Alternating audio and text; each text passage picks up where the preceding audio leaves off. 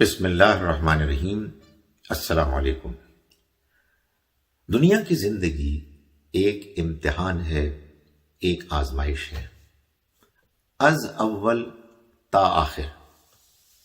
اس امتحان اور آزمائش میں ایک جانب اللہ نے ہمیں یہ پیدائشی طور پر بتا دیا ہے کہ صحیح کیا ہے اور غلط کیا ہے۔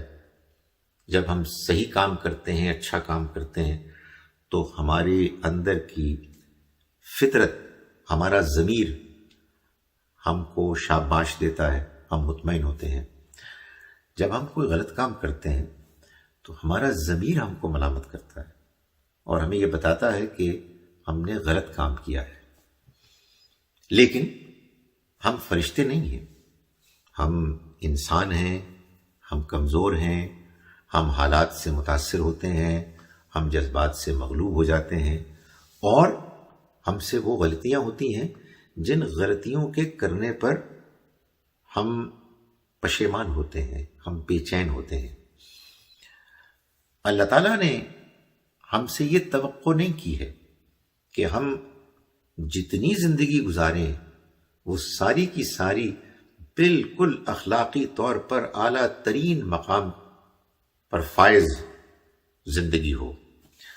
اللہ تعالیٰ جانتے ہیں کہ ہم سے کمزوریاں، غلطیاں صادر ہوں گی۔ چنانچہ انسان اپنی غلطی پر اور کمزوری پر نہیں پکڑا جائے گا۔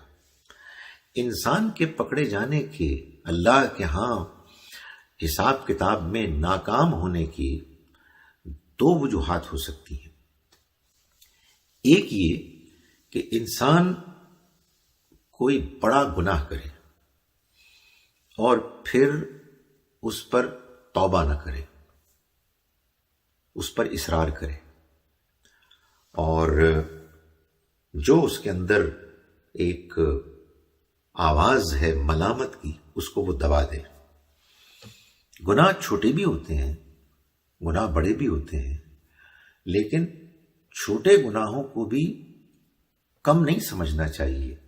انسان جب کسی بھی غلط بات پر اصرار کرتا ہے اور اس کو جسٹیفائی کرنے لگتا ہے تو پھر وہ چاہے چھوٹی ہی بات کیوں نہ ہو، وہ دھیرے دھیرے پھر بڑی ہونے لگتی ہے۔ تو ایک تو اس چیز کو اوائڈ کرنا چاہیے کہ انسان اپنی غلطی پر، چاہے گناہ بڑا ہے، چاہے ذرا اس سے کمتر ہے، چاہے اس سے بھی کمتر ہے، اس پر اصرار کرے۔ غلطیاں ہوں گی، جب غلطیاں ہوں انسان نادم ہو، شرمندہ ہو۔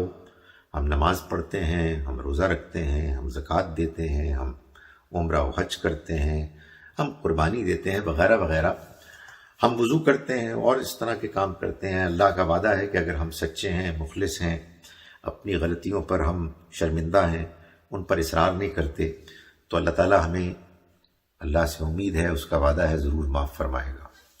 لیکن ایک دوسری چیز بھی ہے، اور وہ میں پہلے بھی زیر بحث لا چکا ہوں، وہ بھی اصل میں ایک اخلاقی مسئلہ ہے کہ آپ ایک غلط بات کو مان رہے ہیں اور اس پر اصرار کر رہے ہیں۔ یہ اصرار، کسی چیز پر ضد کرنا، یہ اصل میں اندر موجود ایک تکبر کی علامت ہے۔ نبی اکرم صلی اللہ علیہ وسلم نے فرمایا کہ جس شخص کے دل میں رائی کے دانے کے برابر بھی تکبر ہوگا، وہ جنت میں نہیں جا سکے گا۔ جب آپ سے یہ پوچھا گیا، صحابہ کرام نے پوچھا کہ یہ تکبر کیا چیز ہے؟ اس لیے کہ ہم تو اچھا کھاتے بھی ہیں، اچھا پہنتے بھی ہیں۔ تو حضور نے فرمایا کہ نہیں، یہ تکبر نہیں ہے۔ اللہ جمیل ویحب الجمال، اللہ خود خوبصورت ہے اور وہ خوبصورتی کو پسند کرتا ہے۔